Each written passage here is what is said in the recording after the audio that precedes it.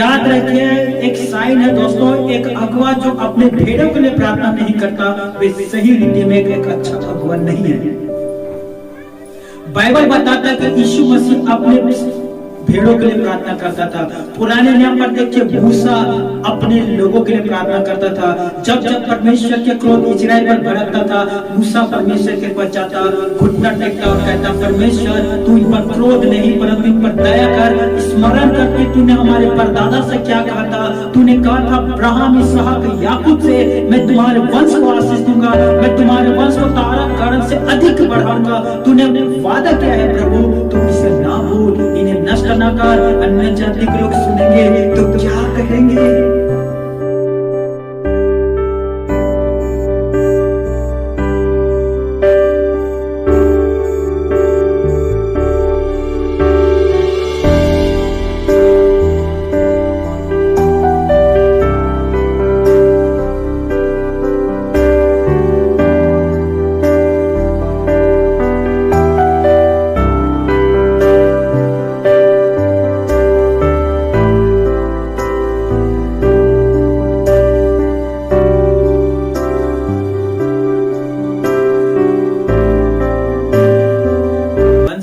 सभी को जय मसीह की। महीना का पहला रविवार है और अब सभी को ज्ञात होगा कि मैं कुछ प्रश्न आपके सामने रखने के लिए जा रहा हूं और मैं उम्मीद करता हूं कि आपके पास उत्तर होगा। हर एक का तो नहीं होगा पर कुछ का जरूर होगा। पहला प्रश्न है, इमानियल नाम का क्या अर्थ है? हाँ, इमानियल नाम का क्या अर्थ है? वेरी गुड, परमेश्वर हमारे साथ है। ताली बजाइए खुदा के लिए। दूसरा, ग्रीष्म शब्द का क्या अर्थ है?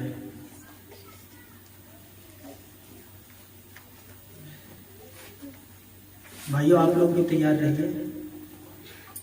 ग्रीष्म शब्द का क्या अर्थ है?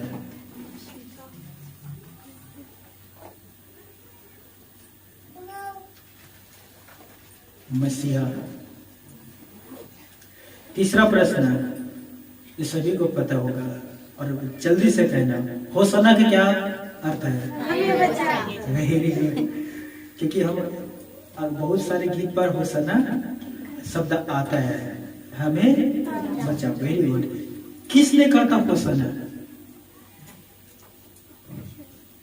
किसने कहा था कि हमें बचा?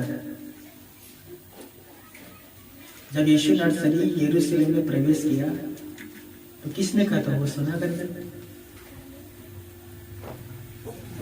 बहुत सारे वहां जो लोग थे वे गीत गा रहा था होशाना। तो यहूदी, यूनानी, सामरी, मुझे लगता है सभी लोग वहां मौजूद थे। नेक्स्ट ध्यान से सुनना और बड़ा अमेजिंग शब्द है आगे का। इब्रानी भाषा में पाए जाने वाले परमेश्वर के कुछ नाम, ठीक है, और ये पुराने नियम पर लिखा हुआ है और पुराने नियम से संबंधित है। ध्यान से सुनना। यहोवा ईरे, यहोवा ईरे, इस नाम का क्या अर्थ है?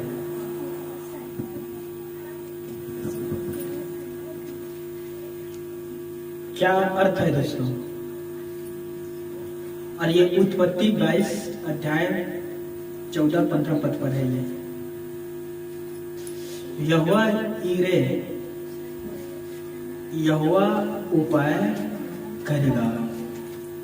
इसका क्या अर्थ है? यहोवा उपाय करेगा। यहोवा निसी, यहोवा हमारा झंडा है। यहोवा शालोम, यहोवा शालोम का अर्थ है यहोवा शांति देने वाला है। नेक्स्ट है यहोवा सबाउत, इसका क्या अर्थ है दोस्तों? यहोवा सबाउत, इसका अर्थ है सेनाओं का यहोवा, सेना। नेक्स्ट ध्यान से सुनना, यहोवा रोही।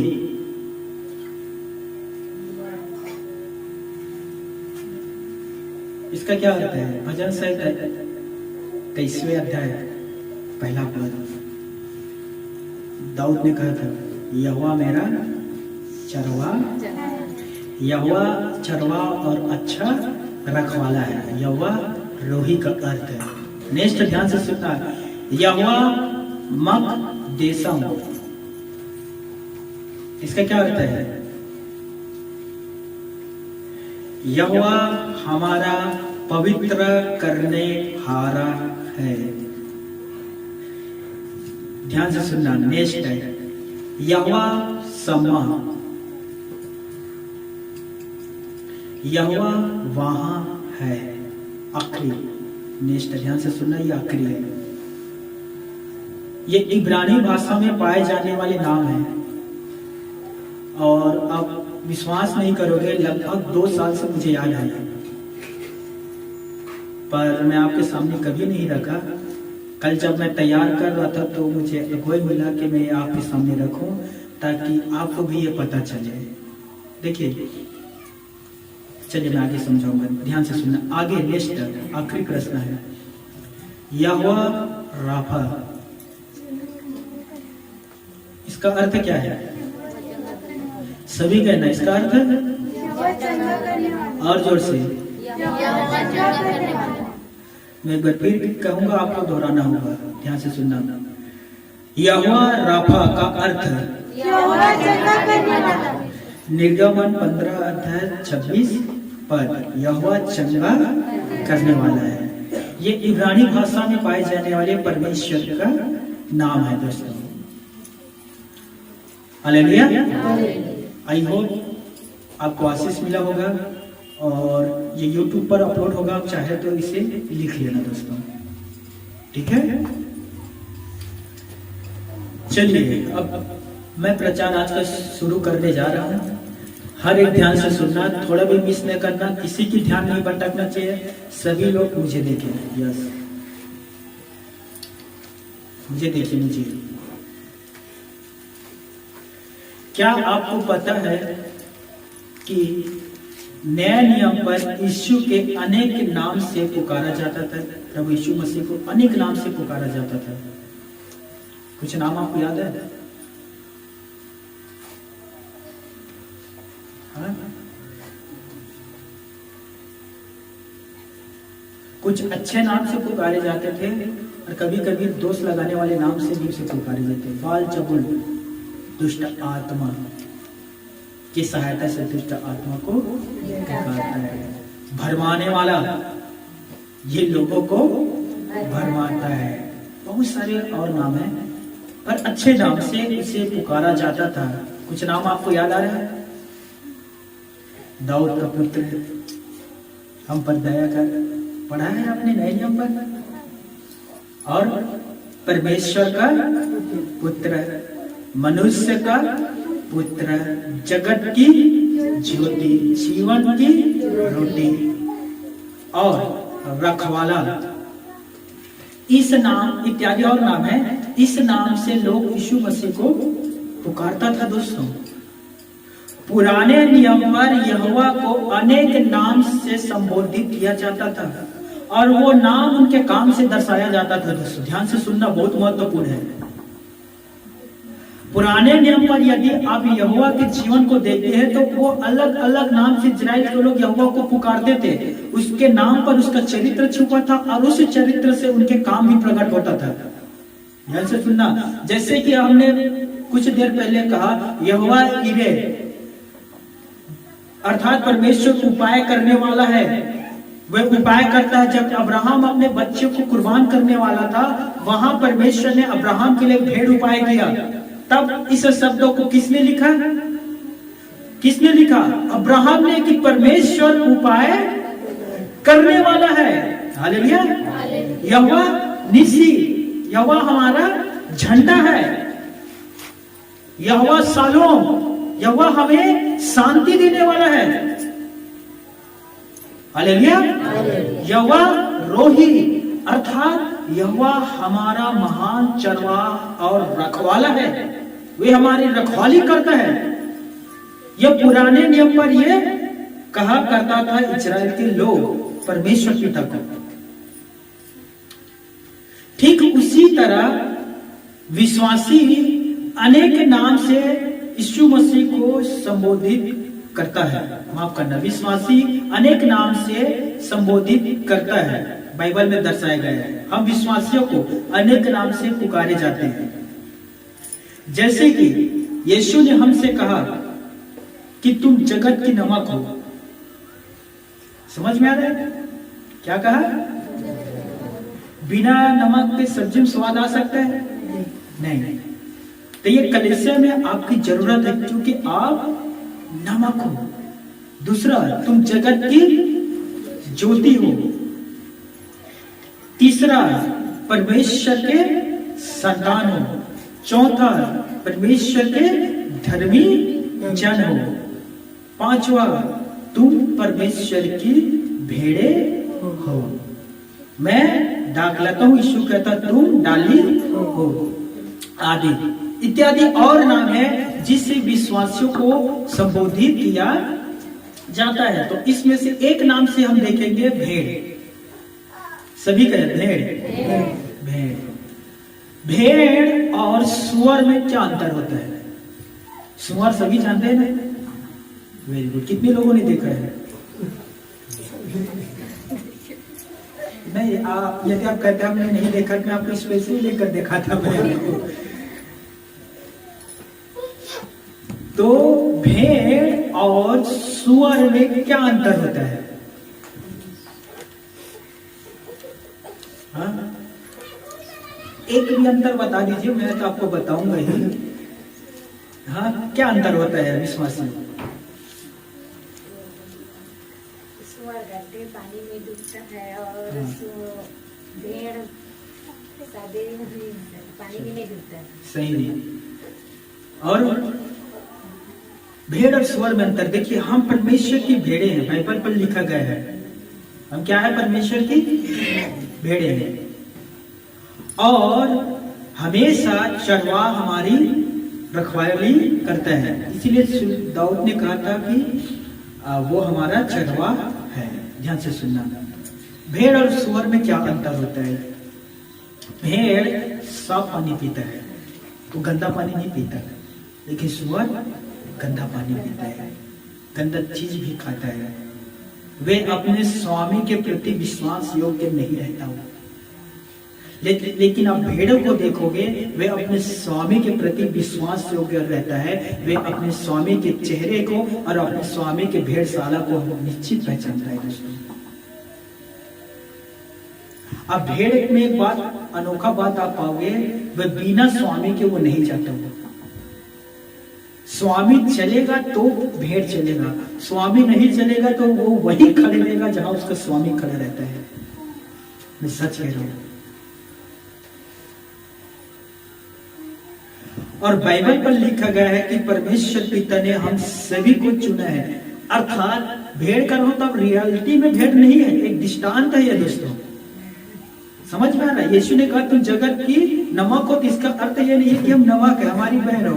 आज सब्जी पकाते पकाते हाथ को ही ना डाल देना कि मैं तो नमक हूँ, मेरे अंदर नमक है, तो नमक डालने की क्या जरूरत, मेरा हाथ ही काफी है, जल जाएगा। हालेलुया।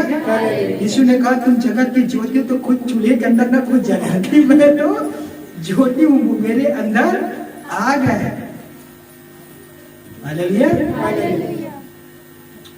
तो प्रभु कहता है कि तू मेरे भेड़ हो, तो इसका अर्थ हम उसके भेड़ हैं, लेकिन हम वो वाला भेड़ नहीं है जो घास फूस खाता है। यह दृष्टांत है दोस्तों, इसे समझिए। हालेलुया।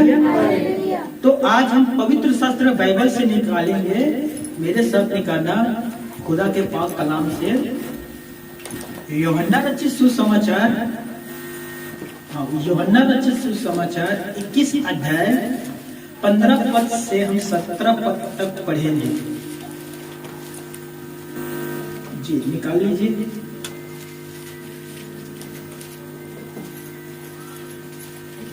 दूसरे वाले माइक को आवाज है। यूहन्ना रचित सुसमाचार है।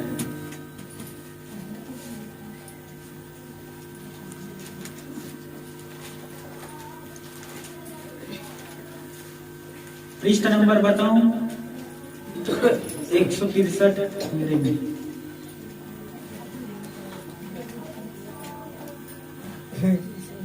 चलिए, यूहन्ना रचित सुसमाचार 21वें अध्याय 15वें पद से लेकर हम 17 पद तक पढ़ेंगे। ध्यान से सुनना। भोजन करने के बाद यीशु ने शमौन पतरस से कहा, हे शमौन, यूहन्ना के पुत्र, क्या तू इनसे बढ़कर मुझसे प्रेम रखता है? उसने उससे कहा, हाँ प्रभु, तू तो जानता है कि मैं तुझसे प्रीति रखता हूँ। उसने उससे कहा, मेरे मेमने को चरा। 16 पद। उसने फिर दूसरी बार उससे कहा, हे शमौन, यूहन्ना के पुत्र, क्या तू मुझसे प्रेम रखता है? उसने उससे कहा, हाँ प्रभु, तू जानता है कि मैं तुझसे प्रीति रखता हूँ। उसने उससे कहा, मेरी भेड़ों की रखवाली कर। उसने तीसरी बार उससे कहा, हे शमौन, यूहन्ना के पुत्र, क्या तू मुझसे प्रीति रखता है? पतरस उदास हुआ कि उसने उससे तीसरी बार ऐसा कहा, क्या तू मुझसे प्रीति रखता है? और उसने कहा, हे प्रभु, तू तो सब कुछ जानता है। यीशु ने उससे कहा, मेरी भेड़ों को चरा। खुदा अपने पढ़े गए कलाम पर हम सभी को आशीष दे। हालेलुया। 3 बार प्रभु यीशु ने एक ही प्रश्न को पतरस के सामने रखा, क्या तुम मुझसे प्रीति करता है? क्या तुम मुझसे प्रीति करता है? क्या तुम मुझसे प्रेम करता है?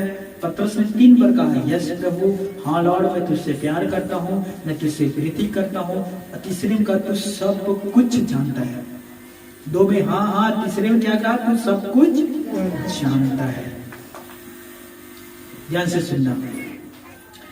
एक समय था कि पतरस यीशु का इनकार करके गतसमानी के बगीचे पर छोड़कर भागा था। वे भाग गया था प्रभु यीशु नर्सरी को छोड़कर। और ये यीशु के जी उठने के बाद तीसरे बार है जो यीशु मसीह अपने चेलों को दर्शन दे रहे हैं। तीसरे बार है। इस बार प्रभु यीशु मसीह कंफर्म कर रहा था, क्या सच में तू मुझसे प्रीति करता है? यदि तू मुझसे प्रीति करता है तो मेरे मेमनों को चरा है। यदि तू मुझसे प्यार करता है तो मेरे भेड़ों की रखवाली कर। ये मेमना और भेड़े कौन है दोस्तों? किसके रखवाली करने के लिए यीशु मसीह पतरस से कह रहा था? याद रखना, यीशु के बाद पवित्र आत्मा कलीसिया पर उतरा और कलीसिया पर पवित्र आत्मा जैसे उतरा उसी समय से पतरस और अन्य चेले कलीसिया के लीडर बन गया दोस्तों, अगुवा। सभी के नाम अगुवा। क्या बन गया? पतरस और 12 चेले कलीसिया का अगुवा, लीडर। और प्रभु यीशु मसीह 3 बार कहा, तू मेरे भेड़ों को चराना, मेरे मेमनों की रखवाली करना, और मैं तुझे कलीसिया अर्थात अपने भेड़ों को तुझे देता हूं। हालेलुया। अपने भेड़ों को अर्थात मैं पृथ्वी के अपने संतान को मैं तुझे देता हूं। तू उसे परमेश्वर की शिक्षा देना, उसे तू परमेश्वर के पीछे चलने के लिए सिखाना, उसे तू बताना कि परमेश्वर के राज्य कहां है। उन सारी शिक्षाओं को देना जो मैं तुझे दिया हूं, तू उन्हें पहुंचाना। इस बात को हमेशा याद रखना दोस्तों, एक अच्छा लीडर हमेशा अपने लोगों के भलाई के विषय में सोचता है। और दूसरा, वही अच्छा लीडर भटके हुए भेड़ों को वापस भेड़शाला में लाने के लिए डांट और फटकार भी लगाता है। हालेलुया। भजन संहिता में लिखा है, धर्मी मुझे मारे तो ये मेरे सिर का तेल ठहरेगा। हालेलुया। ध्यान से सुनना। एक अच्छा अगुआ अपनी चोट लगी हुई भेड़ को खांधे पर उठाता है और लाठी के सहारा से चलता है। वो अपने भेड़ को वही नहीं छोड़ता कि उसे चोट लगा है, उसके शरीर से लहू बह रहा है, वह चलने के योग्य नहीं है, तो मैं इसे यही छोड़ देता हूं। क्या ऐसा करता है चरवा? नहीं, परंतु उसे उठाकर अपने खांधे पर रखता है और जिस लाठी को वो पकड़े रहता है उसी लाठी के सहारे से वो चलता है। दोस्तों, ये एक अच्छा अगुआ का पहचान है। परंतु वही अगुआ जो लाठी के सहारे से चलता है, एक समय ऐसा आता है कि उसी लाठी के से वो भटके हुए भेड़ों को मारता है और वापस भेड़शाला में लाता है। मेरी बात को समझ रहे हो? और ये काम परमेश्वर पिता ने अपने लीडर अगुए को दिया है। खुदा यीशु नर्सरी ने क्यों कहा दोस्तों, मैं भटके हुए भेड़ को ढूंढने के लिए और मैं उनका उद्धार करने के लिए आया हूं। यीशु ने क्यों अपने 12 चेलों से कहा कि तुम भटके हुए भेड़ों के पास जाना, किसी अन्य के पास ना जाना? हालेलुया। दो तरह के अगुआ चरवा होता है। ध्यान से सुनना, इस बात को नोटिस करना दोस्तों। दो तरह का, एक अगुआ होता है जो भेड़ के आगे आगे चलता है, और वो भेड़ के आगे आगे चलता है, इसीलिए यह नहीं पता चलता कि पीछे क्या हो रहा है। पीछे वाले भेड़ चोट लगता है, उसे कांटा चुभता है, या उसके पीछे भेड़िया पड़ा हुआ है, उसे पता नहीं चलता। क्यों? क्योंकि वो आगे चल रहा है। दूसरा चरवा होता है जो भेड़ के पीछे चलता है, और वो पीछे चल रहा है, इसीलिए उसे ये नहीं पता चलता कि सामने वाले जो भेड़ है वो दाएं जा रहा है या बाएं जा रहा है, किस रास्ते पर चल रहा है, ये उसे पता नहीं चलता है। तो कौन सा चरवा अच्छा है दोस्तों? आगे चलने वाला या पीछे चलने वाला? हाँ, कलीसिया को, प्रभु के भवन को कैसे चरवा की जरूरत है? ध्यान से सुनना। ये जो मिनिस्ट्री है, प्रभु के सेवकाई है, एक व्यक्ति के द्वारा नहीं चलता है, याद रखना है। यदि एक अगुआ है जो आगे जाकर भेड़ों की अगुवाई कर रहा है, पीछे लड़ाई चल रहा है, उसे पता नहीं चलता। एक अगुआ है जो पीछे चल रहा है और आगे कौन से भेड़ कौन सी दिशा पर चल रहा है, उसे ये पता नहीं चलता। इसीलिए प्रभु यीशु मसीह के वचन पढ़िए, प्रेरितों के काम देखिए, प्रभु ने दो व्यक्ति को नियुक्त करके भेजा, एक पीछे चले और एक आगे चले, और बीच में भेड़ सुरक्षित रहे। हालेलुया। मिनिस्ट्री जो है दोस्तों, याद रखना, एक व्यक्ति का नहीं है। मिनिस्ट्री जो है वो समूह का मिनिस्ट्री है।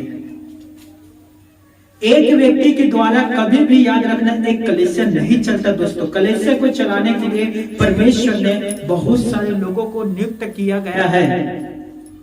प्रचारक के रूप में तो वो प्रचार करता है, देखभाल के रूप में कलीसिया की देखभाल करता है,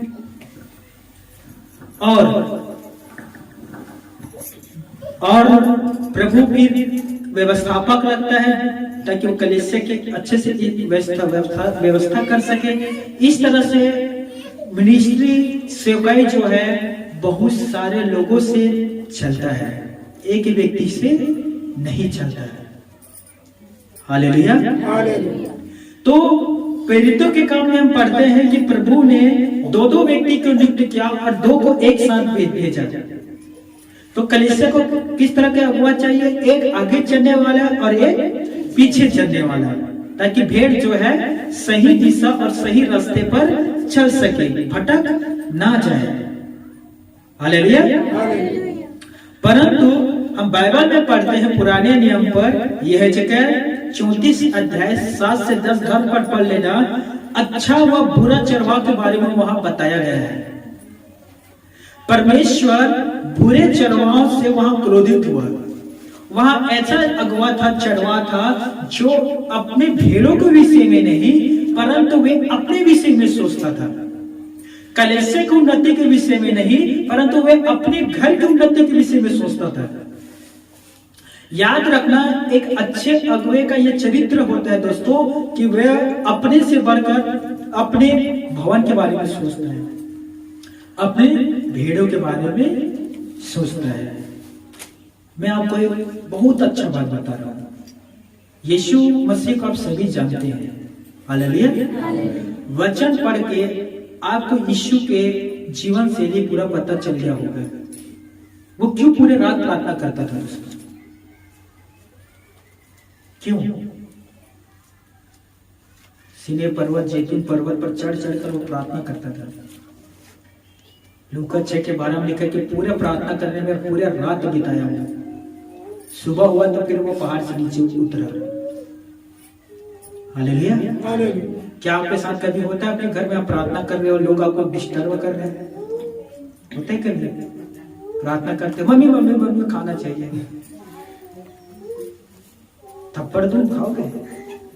दिखाई नहीं दे रहा? अभी प्रार्थना कर रहा हूं मैं प्रभु से, मैं प्रभु से बात कर रहा हूं, तुझे खाना चाहिए, तेरा बाप कहाँ है? टीवी देख रहे हैं। हाँ, उसी से मांगो। कभी आपके साथ हुआ ऐसा कि आप प्रार्थना कर रहे हो और कोई आपके पास आकर आपको परेशान करता है? मैं एक दिन प्रार्थना कर रहा था, दरवाजा बंद था, मेरा भाई काका चाचा का लड़का है, भगते हुए मेरे पास आया, इमरजेंसी। मैंने कहा क्या हो गया भाई? मैं प्रार्थना कर रहा था, आप परेशान कर रहे हो। नहीं, इमरजेंसी काम आ गया भाई। मैंने बोला कौन सा काम है? आपके पास मोबाइल है? हाँ, इस नंबर पर कॉल करिए। मैं कॉल किया, उधर फोन उठाया, मैंने उसे दिया। उसने कहा हाँ मैं बोल रहा हूँ, क्या हुआ? तुझे पता है कल मैं तेरे घर आया था? हाँ मुझे पता है। और आपने मेरे लिए मुर्गा बनाया था? हाँ मुझे पता है। दरअसल बचा हुआ मुर्गा को मैंने कटोरी में रख के ऊपर में रखा है, उसे खा लेना, वेस्ट नहीं होना चाहिए। मैंने कहा एक मुर्गा के वजह से मेरा मन जो था, मैं परमेश्वर से जुड़ा हुआ था, उसे तूने तोड़ दिया। यही इमरजेंसी काम है। तो कभी ऐसा होता है आपके साथ दोस्तों कि आप प्रार्थना कर रहे हो और कोई ना कोई आकर आपको परेशान कर देता है? अब यकीन नहीं करोगे, लोग तो मुझे कभी कभी रोकते हैं, कभी कभी जानवर भी आ जाते हैं। बिल्ली प्रार्थना करता हूँ, वो आ जाता है। हमारे यहाँ एक कुत्ता है, प्रार्थना कर रहा, अचानक वो भूखने लग जाता है। होता है कि नहीं होता है? तो मैं जब बाइबल पढ़ रहा था, मुझे लगा कि प्रभु पहाड़ पर चढ़कर क्यों प्रार्थना कर रहा था? वो पहाड़ों पर क्यों ज्यादा प्रार्थना करता था? तो मुझे स्मरण आया कि प्रार्थना जब वो पहाड़ पर करता है तो वहां कोई नहीं जाता उसे परेशान करने के लिए प्रभु को। यदि वो नीचे में रहता तो 5,000 लोग उसे ढूंढते थे, कहाँ है? गगनी में है या कभी सामरी में है, कहाँ है प्रभु, कहाँ है प्रभु? लोग उसे ढूंढते थे। बाइबल पर लिखा है कि उसे खाने के लिए भी समय नहीं मिलता था, इसीलिए वो पहाड़ पर जाकर प्रार्थना कर रहा था। हालेलुया। हमारे इधर पहाड़ भी नहीं है कि कभी हम लोग भी जाते हैं वहां और प्रार्थना करते हैं। आमीन। तो प्रभु यीशु मसीह क्यों पूरे रात प्रार्थना करता था दोस्तों? किसके लिए करता था प्रार्थना? अपने लिए? क्यों क्यों अपने लिए प्रार्थना नहीं करता था? भाई वो तो खुद परमेश्वर ही था, वो तो उसे क्या जरूरत था? वो परमेश्वर के पुत्र था। पूरे रात वो जैतून पहाड़ पर किसके लिए प्रार्थना कर रहा था दोस्तों? अपने भेड़ों के लिए। वे अपने भेड़ों के लिए प्रार्थना करता था। वो कहता कि हे शमौन पतरस, शैतान ने तुम्हें 12 को मांगा है, लेकिन मैंने 12 के लिए परमेश्वर से प्रार्थना किया है। वे अपने लोगों के लिए प्रार्थना करता था दोस्तों, ताकि शैतान उसे तबाह ना करे, शैतान उसे परेशान ना करे। मैंने तुम्हारे लिए प्रार्थना किया है कि तुम्हारा विश्वास ना जाए, परंतु तुम्हारा विश्वास और बढ़ते जाए। हालेलुया। याद रखिए, एक साइन है दोस्तों, एक अगुवा जो अपने भेड़ों के लिए प्रार्थना नहीं करता, वे सही रीति में एक अच्छा अगुवा नहीं है। बाइबल बताता है कि यीशु मसीह अपने भेड़ों के लिए प्रार्थना करता था। पुराने नियम पर देखिए, मूसा अपने लोगों के लिए प्रार्थना करता था। जब जब परमेश्वर के क्रोध इस्राएल पर भड़कता था, मूसा परमेश्वर के पास जाता, घुटना टेकता और कहता, परमेश्वर तू इन पर क्रोध नहीं परंतु इन पर दया कर। स्मरण करके तूने हमारे परदादा से क्या कहा था? तूने कहा था अब्राहम, इसहाक, याकूब से मैं तुम्हारे वंश को आशीष दूंगा, मैं तुम्हारे वंश को तारा गण से अधिक बढ़ाऊंगा। तूने वादा किया है प्रभु, तू इसे ना भूल, इन्हें नष्ट ना कर। अन्य जाति के लोग सुनेंगे तो क्या कहेंगे? अन्य जाति के लोग सुनेंगे क्या कहेंगे? इनके परमेश्वर ने इन्हें मिस्र से बाहर इसीलिए निकाल लाया कि इन्हें भस्म करे। मिस्र से बाहर इसीलिए निकाल लाया कि इनके कब्र जो है यही जमीन पर धंस जाए। अन्य जाति के लोग क्या कहेंगे? प्रभु तू अपने क्रोध को शांत कर, इन्होंने पाप किया है लेकिन इनके पाप को तू क्षमा कर। यदि तू क्षमा नहीं करता तो आज से मैं 10 लाख इजराइल के आगे आगे नहीं चलूंगा, मैं अपने अगवा होने के पद को त्यागता हूँ, इस्तीफा देता हूँ। हालेलुया। किसके लिए प्रार्थना करता था दोस्तों? मूसा, इजराइल के लिए। आपने पढ़ा है पुराने नियम? मैं सच कहता हूं दोस्तों, मूसा यदि इजराइल के लिए प्रार्थना नहीं करता ना तो थोड़े लोग जो कनान देश गए वो भी नहीं जाते। एक बार नहीं, 2 बार नहीं, 3 बार नहीं, कितने बार मूसा ने इस्राएलियों के प्राण को बचाया है दोस्तों। बाइबल कहता है मूसा पृथ्वी पर सब मनुष्य से अधिक नम्र स्वभाव का था। हालेलुया। बहुत ही ज्यादा नम्र स्वभाव के था और इसीलिए परमेश्वर ने मूसा को लीडर के रूप में चुना। आमीन। क्या हमारे अंदर वो पोलाइट स्वभाव है दोस्तों, नम्र स्वभाव? कल्पना करिए मेरे बहनों, मेरे भाइयों, अब रात को सोए हुए प्रार्थना करके 1 बजे परमेश्वर के आपको दर्शन मिल रहा है। 1 बजे और दर्शन में आपसे कहता है, बोल मैं तेरे किस शत्रु को नष्ट करूं, मुझे बता। अब क्या कहोगे दोस्तों? मेरे भाई, परमेश्वर आपसे पूछेगा, बताओ आपके किस शत्रु को मैं नष्ट करूं, क्या कहोगे? एकता, विनीता, सुनीता, अंजू, मंजू, संजू, बहुत लंबा लिस्ट है प्रभु। 1 घंटे इंतजार कर, मैं लिस्ट बना लेता हूँ उसके बाद में तुझे बताऊंगा। ऐसा करोगे दोस्तों? जब जब इजराइल गलती करता था मूसा को भी चोट लगता था दोस्तों। जब आपसे गलती होता है प्रभु को भी चोट लगता है, मुझे भी चोट लगता है। मैं कभी ये नहीं प्रार्थना करता कि परमेश्वर पिता ये लोग लापरवाह है, लोग गैर जिम्मेदार है, इन्हें तू पृथ्वी से मिटा दे, कभी नहीं। मैं क्या प्रार्थना करता हूँ मैं बताऊं? जो लोग भवन नहीं आ रहे उनके लिए, परमेश्वर पिता तू उनसे बातें कर, तू भटके हुए लोगों को वापस ला सकते, तेरे में सामर्थ्य है। तूने जक्कई को वापस लाया था। जो भवन नहीं आ रहे, जो आपसे दूर है पिता, उन्हें तू वापस ले आ, वे तेरे वचन पर चलने वाले बन जाए। मैं उनके लिए प्रार्थना करता हूं दोस्तों। हालेलुया। एक अच्छा अगुवा हमेशा अपने भीड़ों के विषय में अच्छा ही सोचता है, उनके लिए प्रार्थना करता है। अरे एक बात को याद रखना, कोई भी आपके लिए प्रार्थना कर रहा है तो याद रखना वो प्रार्थना में आपके ओर से शैतान से युद्ध करता है। हालेलुया।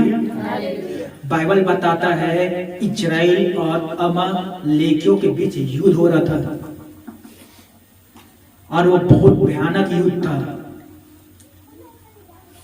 मूसा ने यहोशू से कहा, इजराइल के और कुछ यंग जवान को तू ले युद्ध लड़ने के लिए जा, परंतु मैं युद्ध लड़ने के लिए नहीं जाऊंगा, मैं एक पहाड़ पर चढ़ूंगा। और मूसा एक पहाड़ पर गया, अपने भाई हारून और नूर यहूर करके एक और व्यक्ति है, उसे अपने संग में लिया और वो पहाड़ पर चला गया। और वचन पर लिखा है कि मूसा इजराइल के लिए प्रार्थना करने लगा हाथ उठाकर। और जब जब मूसा हाथ को उठाता तब तक इजराइल विजय पाता था, और जब उसका हाथ उठाया ऊपर उठाने के कारण दर्द करने लगता और हाथ नीचे होता तब अमालेकियों के जो लोग हैं इजराइल के ऊपर चढ़ पाता था। मूसा इजराइल के लिए प्रार्थना कर रहे हैं और देखिए कितना अद्भुत काम कर रहे हैं परमेश्वर। और परमेश्वर इजराइल की ओर से लड़ रहे हैं और मूसा के प्रार्थना के द्वारा, उसके हाथ को उठाने के द्वारा। तब हारून और हुर दो लोग जो उसके साथ गए थे, उन्होंने क्या किया, एक पत्थर लाया, मूसा को बैठा दिया। अब आराम करो, और कितनी देर तक हाथ उठा रहोगे, एक दाएं तरफ एक बाएं तरफ, राइट लेफ्ट।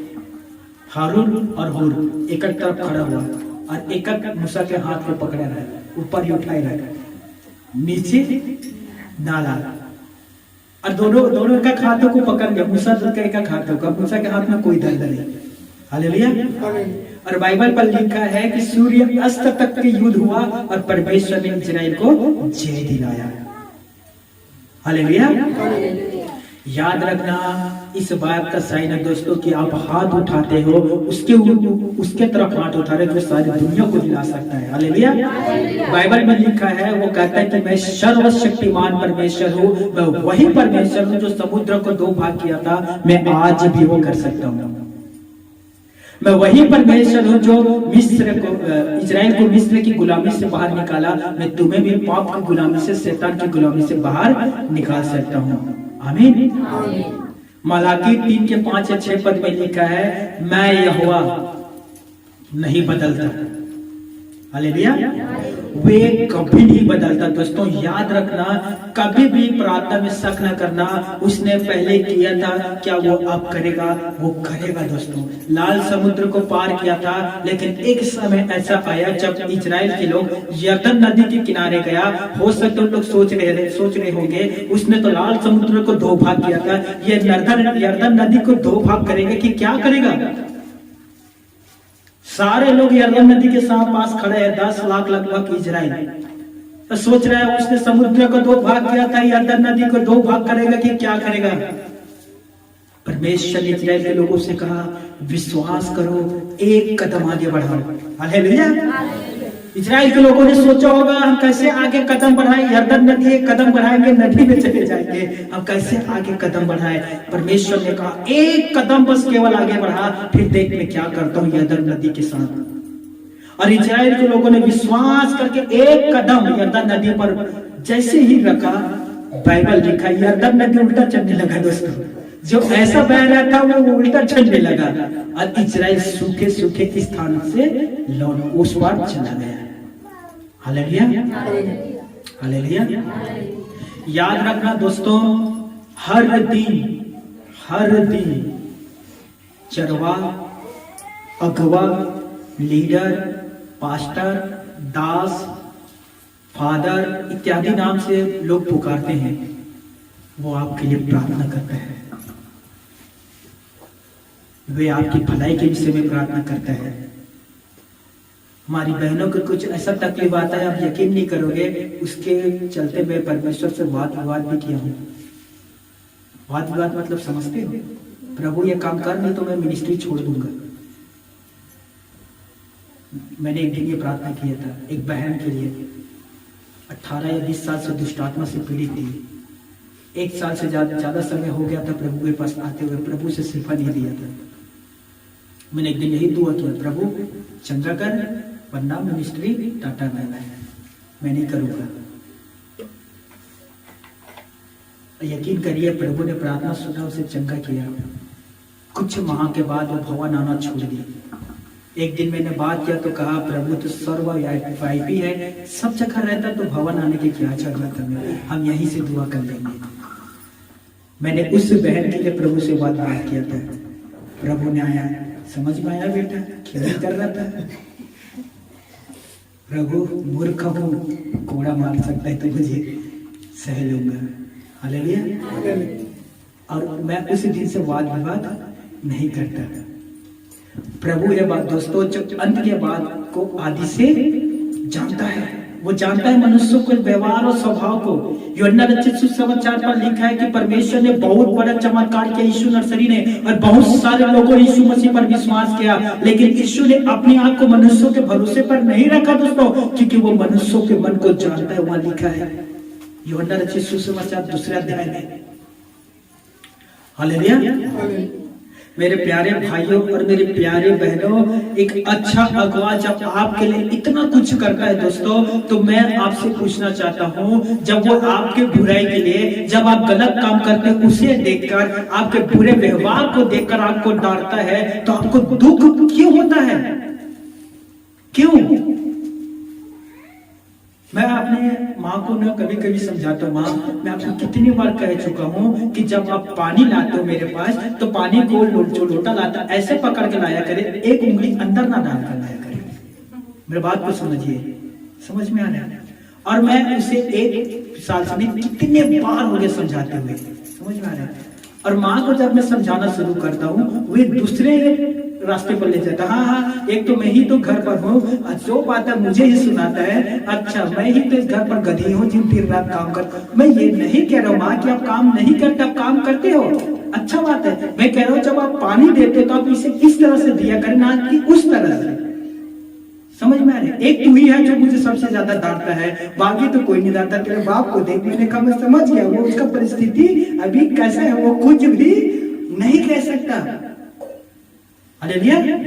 तो जब मैं माँ को अच्छे बातों के लिए उसे मैं समझाने की कोशिश करता हूँ और वो बात को गलत तरीके से लेता है और वो नाराज हो जाती है, तो ये उनके खून पर है, फिर वो बात करना बंद कर देती है। माँ बिल्कुल भी नहीं। मैं अपने भतीजिन से कहता हूँ, देखना आज पूरे रात तो बात नहीं करेगी, कल सुबह बात करेगी। क्या आपके साथ भी ऐसा होता है दोस्तों, जब लोग आपसे कहता है कि भैया आपका ये थोड़ा सा व्यवहार गलत है, आप ये काम जो करते हो गलत करते हो, तो उसके द्वारा आप उसे धन्यवाद देते हैं कि शुक्रिया भैया, सच में मैं इसे चेंज करूंगा, सच में मेरा ये आदत खराब है।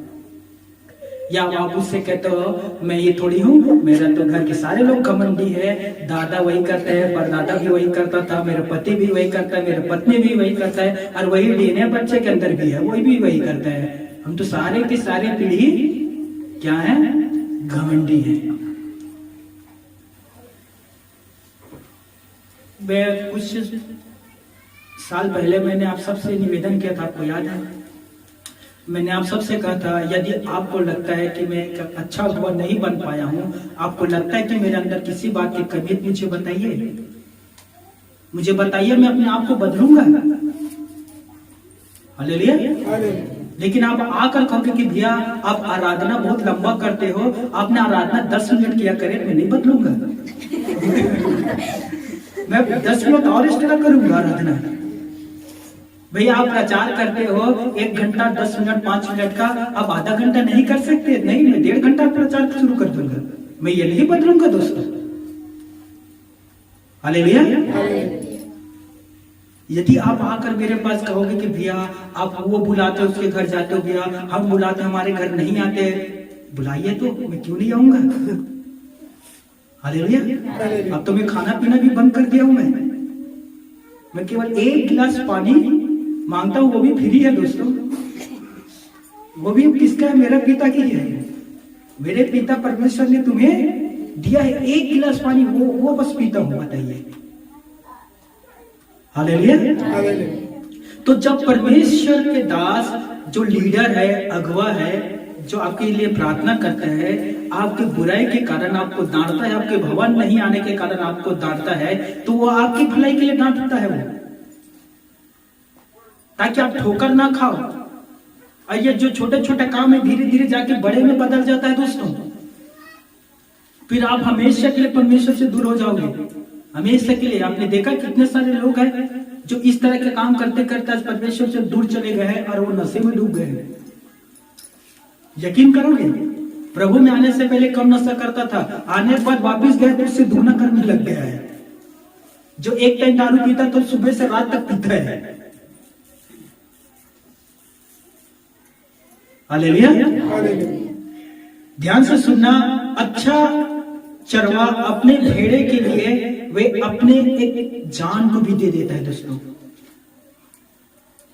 मैं कभी कभी प्रार्थना करता हूं कि परमेश्वर पिता, मेरे भाई है, मेरी बहन, इनके में बहुत ज्यादा तकलीफ है, वो अभी विश्वास में कमजोर है, वो अभी विश्वास में मजबूत से नहीं खड़ा है पिता, यदि हो सके तो उनके जो दर्द है मुझे दे दे, मैं उसे उठा सकता हूं।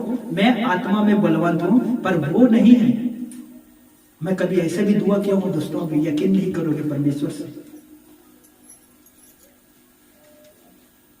मैं एक भाई के बारे में आपको बता रहा हूं, ध्यान से सुनना। उस भाई के नाम था जिम एलिवर्ट। ये संयुक्त राष्ट्र अमेरिका में प्रचार करने के लिए जाने वाला था और इसके साथ 4 और दोस्त थे, अर्थात 5 लोग एक मिशनरी थे दोस्तों।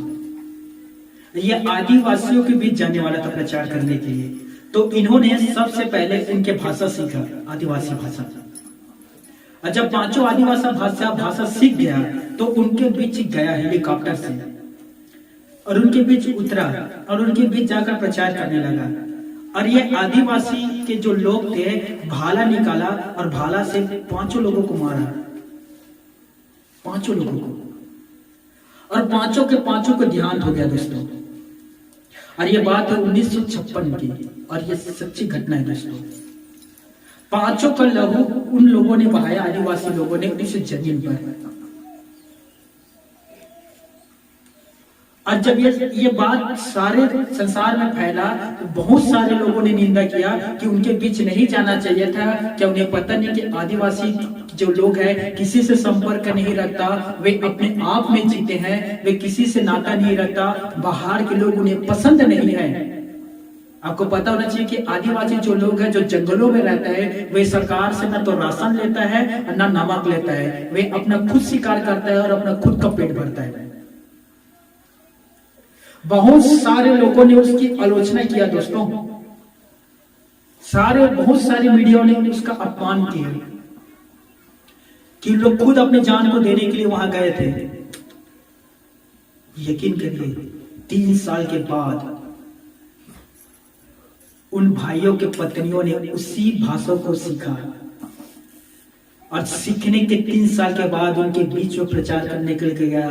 5 भाई के पत्नियों ने बच्चों को भी लेकर और उनके बीच जाकर उनके बीच प्रचार किया, उन्हें पढ़ाना लिखाना सब कुछ सिखाया दोस्तों। और जिसने जिम एलिवर्ट को मारा था भाला से, ध्यान से सुनना, जिसने जिम एलिवर्ट को मारा था भाला से, उसी ने जिम एलिवर्ट के बेटे को बपतिस्मा लिया। हालेलुया। सोचिए कि एक अच्छा अगवा अपने भेड़े के लिए जान भी दे देता है दोस्तों, और उसने वहां जान दिया। और कितना अद्भुत गवाही है। सोचिए, जिसने जिम एलिवर्ट को मारा था भाला से, उसी ने उसके बेटे को बपतिस्मा दिया, प्रभु को स्वीकार कर लिया। हालेलुया। मैं आपको 3 अगवा के बारे में बताता हूं, ध्यान से सुनना। 3 अगवा। पहला साउल, पुराने नियम का पहला राजा। ये एक ऐसा अगवा था जो अपने भेड़ बकरी को ढूंढते ढूंढते सामुएल के पास गया था। उसे पता चला कि सामुएल नबी है जो भविष्यवाणी करता है। तो ये साउल उसके पास जाकर कहता है, मेरा भेड़ और बकरी कहीं खो गया है, मेरा भेड़ बकरी कहीं खो गया है, भविष्यवाणी करके मुझे बता कि मेरा भेड़ बकरी कहाँ है, कहाँ है। ये अच्छा अगवा है दोस्तों। ये भेड़ बकरी, उनका जो भेड़ बकरी था उनका ही पालन पोषण नहीं कर पाया। अब देखिए, ये इजराइल का राजा बना और इसने अपने पहले भेड़ बकरी को खोया था। इजराइल का राजा बना, सारे इजराइल के भेड़ बकरी को खो दिया, सारे इजराइलियों को खो दिया। एक अच्छा लीडर नहीं बन पाया। दूसरा लीडर, ध्यान से सुनना, अगवा दाऊद। आपने पढ़ा है दाऊद के विषय में? कितने लोगों ने पढ़ा है दाऊद के विषय में? हाँ, हाथ उठाइए। सामुएल के पुस्तक पर है दाऊद के विषय। दाऊद का आराम कहां से होता है दोस्तों?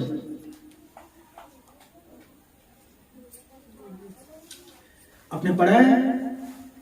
उसका आराम कहां से होता है? जब परमेश्वर सामुएल से कहता है कि कुंडी में तेल भर बेतलहम नगर जा और इसे के पुत्र का अभिषेक करना इजराइल के नेक्स्ट राजा के रूप में। तब वहां से फिर दाऊद का आता है उल्लेख। दाऊद क्या काम करता था? राइट, वो क्या काम करता था? और सिर्फ चलाता था कि उसके लिए वो लड़ भी पड़ता था दोस्तों। जब साउल राजा ने कहा, तू छोटे बालक है, गोलियत तो वो बहुत बड़ा व्यक्ति है, तू उससे कैसे लड़ पाएगा, तू तो छोटा बालक है। दाऊद ने कहा, जब मैं भेड़ बकरी को चराता हूँ और कभी सिंह आता है, शेर आता है, भालू आता है, तो मैं सिंह भालू से लड़ता हूँ और उनके बाल को पकड़ के उन्हें फाड़ देता हूँ। दाऊद कैसा था दोस्तों? वे अपने भेड़ बकरी के लिए लड़ पड़ता था, अपने जान को लगा देता था। शेर के साथ लड़ना मामूली बात है दोस्तों। हाँ, अभी आपके सामने शेर आ जाए, मास्टर जी कहा आकर लड़ो, दाऊद लड़ता था, आकर लड़ो। लड़ने के लिए मेरी जगह आपके सामने डाल दोगे, इसे खा लो, मैं तो बच जाऊंगा। हालेलुया। देखिए क्या हुआ दोस्तों, दाऊद जो था अपने भेड़ बकरी के लिए सिंह से लड़ता था। परमेश्वर ने कहा, यस ये राजा बनेगा। ये अब अपने भेड़ बकरी से इतना प्यार करता है तो मेरे इस्राएल के लोगों से कितना प्यार करेगा। हालेलुया। इसीलिए परमेश्वर ने उसे राजा के रूप में नियुक्त किया दोस्तों। फिर आता है तीसरा अगवा, लीडर, चरवाहा। वो कौन है? यीशु मसीह। वो कहता है, मैं अपने भेड़ को जानता हूँ, मेरे भेड़ मुझे पहचानता है, मैं उनकी अगुवाई करता हूँ और वो मेरे पीछे पीछे मेरे शब्दों को सुनकर चलता है। हालेलुया।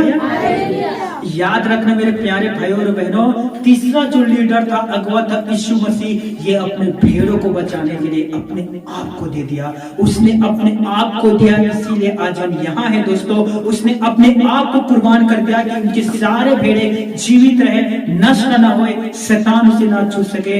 इसीलिए उसने अपने आप को दिया। हालेलुया। ये तीसरा जो लीडर है वो सबसे महान है दोस्तों। कितने लोग हैं जो यूहन्ना रचित सुसमाचार 10वें अध्याय पढ़ा है? वहां कहता है, निकालिए 10वें अध्याय, यूहन्ना रचित सुसमाचार 10वें अध्याय 11 पद।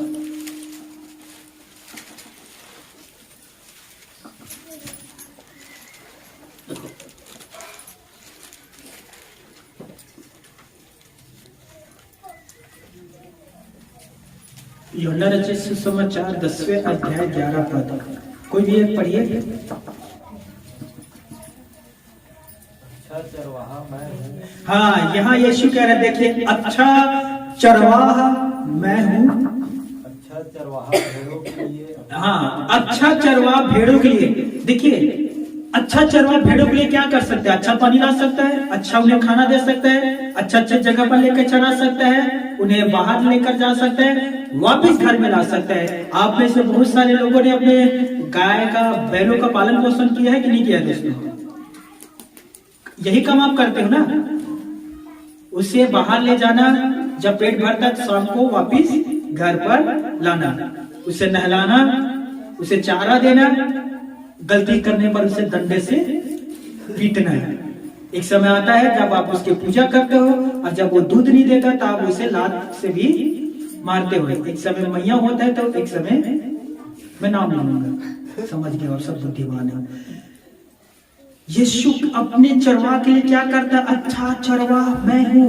मुझसे पहले आए थे जितने लोग, वे सभी लोभी थे, लालची थे, उन्हें भेड़ों का कोई फिक्र नहीं था। वे भेड़ों के लिए जीवन नहीं जीता था, वे अपने लिए जीवन जीता था। वे अपनी तिजोरियों को भरता था, लोगों से, भेड़ों से पैसा लेता था। वो कोई भी अच्छा नहीं आया चरवाह। यीशु कह रहा है दोस्तों, लेकिन मैं अपने भेड़ों के लिए क्या करता हूं? देखिए, पढ़ना पड़ेगा ब्रदर आगे। अपने भेड़ों के लिए अपना प्राण देता है। अपना भेड़ों के लिए अपना प्राण देता है। और यीशु आगे कहता है, घर पर पढ़िए आराम से, मैं अपने भेड़ों के लिए प्राण देता हूं। याद रखो, जो चरवाहा है वो अपने भेड़ों के लिए प्राण दे सकता है, लेकिन जो मजदूर है ना तो वो चरवाहा है ना तो वो मालिक है, भेड़ियों को आते हुए देखता है और भेड़ को छोड़कर भाग जाता है। समझ में आ रहा है? कुछ ऐसे भी लोग हैं आज जो मजदूरी के लिए प्रभु की सेवा करते हैं। कुछ ऐसे आज आ गए अगवा, ये अगवा नहीं है दोस्तों, ये भेड़िया है, जो लोगों से कहता है कि आप हमें पैसा दोगे तो हम आपके घर में आके आपके लिए प्रार्थना करेंगे, आपके सुख समृद्धि के लिए प्रार्थना करेंगे, आपके धन बढ़ जाए इसके लिए प्रार्थना करेंगे। ऐसे लोगों को घर में ना बुलाना, आपका धन घट जाएगा, उसका धन बढ़ जाएगा। यकीन करिए दोस्तों, वे कहेगा हर महीना आएंगे, हर महीना 5 देना और ईश्वर आपको 20 देगा। उसे कहना आप तो दास, आप हमें 10 दे दो, ईश्वर आपको 1 लाख देगा। सच करो, ऐसे ऐसे लोग आगे हैं, बपतिस्मा लेना चाहते हो, हम आपको बपतिस्मा देंगे, देने से पहले कुछ रीति है, कुछ हमें दो तो हम आपको बपतिस्मा देंगे। यीशु ने कहा आगे आराम से घर में पढ़ना। मजदूर जो ना अच्छा चरवाहा है, जो ना भेड़ों का मालिक है, भेड़ियों को आते हुए देखता है और भेड़ों को छोड़कर भाग जाता है और भेड़िया वो भेड़ों को पकड़ता है और फाड़ खाता है। क्यों? क्योंकि वो अच्छा अगुआ नहीं है। लेकिन अच्छा अगुआ क्या करता है दोस्तों? वो भेड़िया से लड़ता है। हालेलुया। कल एक भाई ने मुझे बहुत अच्छा कहानी बताया, घटना दोस्तों, मैं आपको आप सभी को बताने जा रहा हूं, ध्यान से सुनना। उस भाई ने मुझसे कहा, भाई एक दिन एक पास्टर शैतान के एक पेड़ को काटने के लिए जा रहा था। उस पेड़ पर शैतान रहता था, समझ में रहा है? तो प्रभु के दास उस पेड़ को काटने के लिए जा रहा था, क्योंकि उस पेड़ के कारण बहुत सारे विश्वासों का जो विश्वास था उथल पुथल हो रहा था। शैतान उसमें रहता था, अनेक प्रकार के आवाज निकालता था और सभी को डराता था। सिंह जैसे गरजता है उसी प्रकार से उस पेड़ से भी आवाज आ रहा था।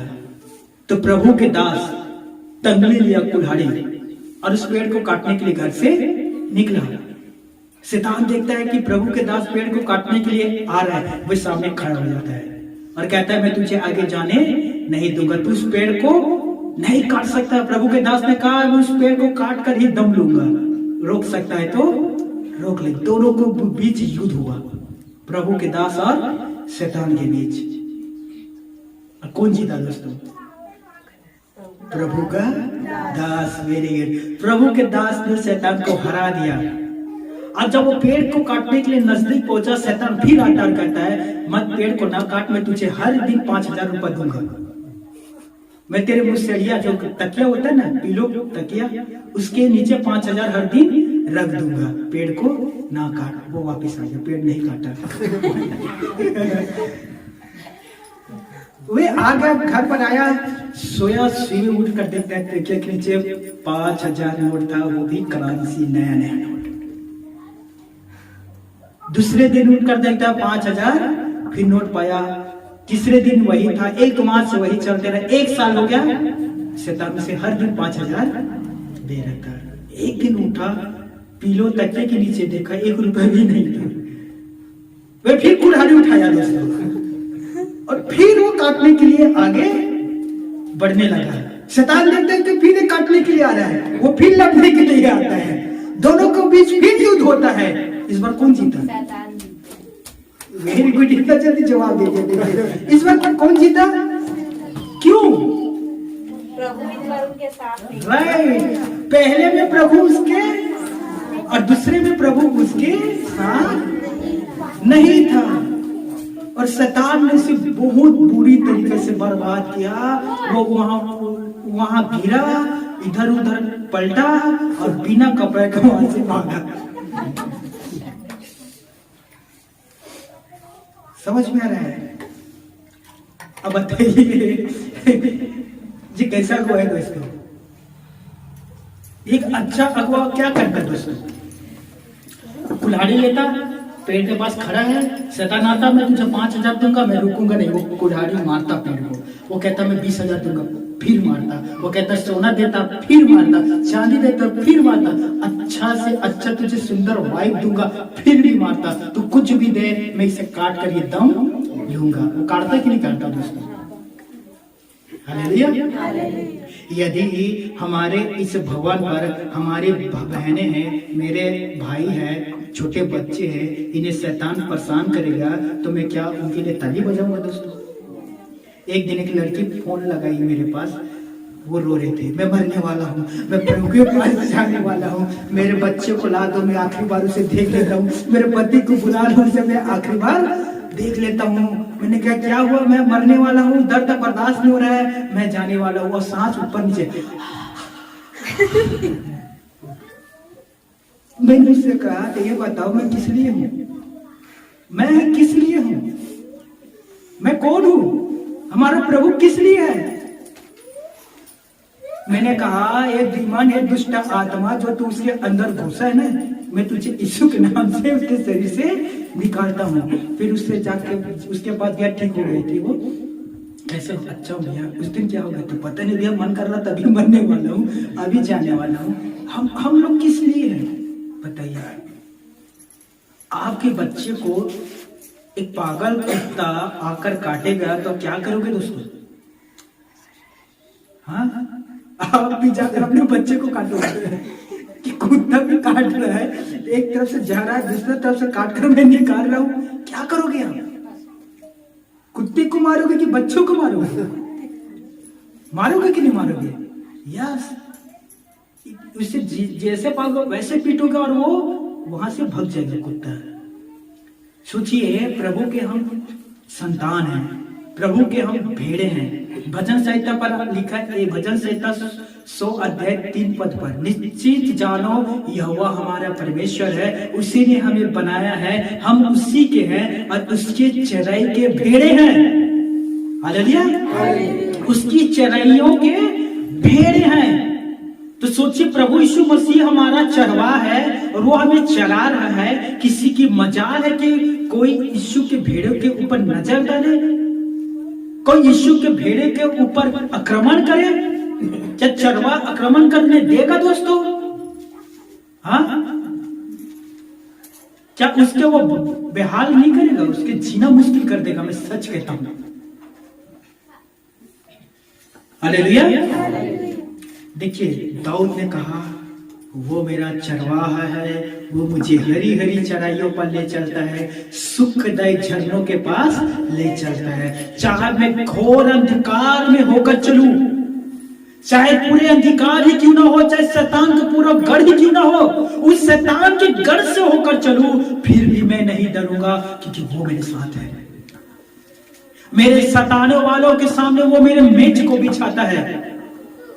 मेरे शत्रु मेरी प्रशंसा करेगा, क्योंकि यहोवा मेरे साथ है। हालेलुया। याद रखना दोस्तों, परमेश्वर पिता आपके साथ है, वे आपके ओर से तुम्हारे युद्ध को लड़ता है। दोस्तों, आप विश्वास करिए परमेश्वर पर, वो आपके साथ है। इसीलिए आज शैतान आपके और आपके परिवार के ऊपर आक्रमण नहीं करता।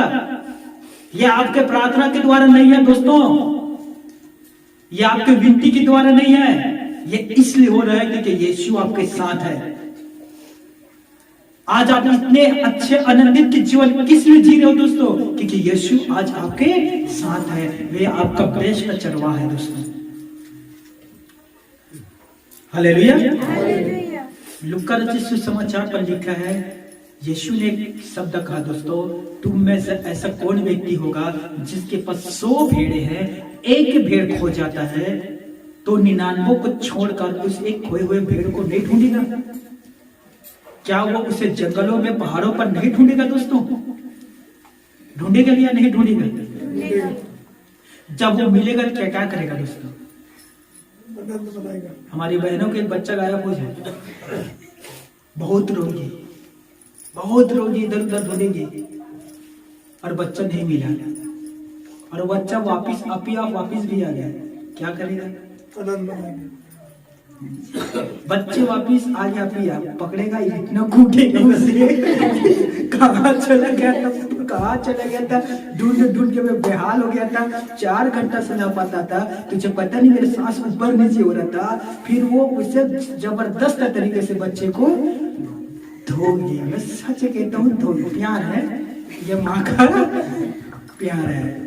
सच कह रहा हूँ, कभी कभी माँ का ममता समझ में नहीं आता है। नहीं, कभी एक समय आता है, माँ कहता है इधर बेटा, मैं तुझे बिल्कुल नहीं मारूंगा, और उल्टा करती है।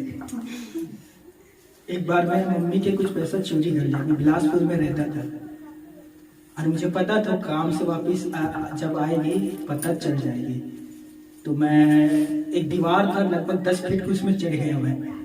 तो मम्मी आया, देखता पैसा गायब है, और मैं ऊपर में चढ़ा हुआ था ना, नीचे उतर बेटा, मैं नहीं उतरूंगा। उसने कहा उतरा बेटा, मैं उतरूंगा ही नहीं। उसने कहा कुछ नहीं करूंगा, तू जानता ना तू मेरा लाडला बेटा है, तू घर का सबसे छोटा है, मैं तुझसे कितना प्यार करता हूँ। आज बेटा कुछ नहीं करूंगा, पैसा तो चोरी हो गया, चला गया, तो जाना था वहां, चला गया, तुझे क्यों मारूंगा बेटा, नीचे उतरा। नहीं मारूंगा ना मम्मी, नहीं मारूंगा बेटा, आ तो जा। और मैं यकीन करिए भाई, मैं आधा बीच में उतरा तक खींचा। 2 किलो का हाथ है, इतना मारा, चोरी करेगा, कभी चोरी करेगा। मैं चिल्लाता रहा मम्मी कभी चोरी नहीं करूंगा। फिर जब वो ससंद भर पीट लिया, मैं एक तरफ रो रहा था, दूसरी तरफ वो रो रहा था। कैसा बेटा दिया ऊपर वाले ने, ऐसा बेटा किसी को नहीं मिलना चाहिए। फिर दोनों अपने अपना आंसू को पोंछा, उन लोग खाना पकाया, मैं सो गया क्योंकि मुझे मारा था, बेटा खाना खा ले, मैं नहीं खाऊंगा, एटीट्यूड आ गया। देखिए चोरी मैंने किया, खाना फिर भी मम्मी बना कर कह रहे बेटा खाना खा लो, मैं क्या कह रहा हूँ, मैं खाना नहीं खाऊंगा। मम्मी कह बेटा खा ले, नहीं खाऊंगा, तुमने मुझे मारा था इसीलिए मैं खाना नहीं खाऊंगा।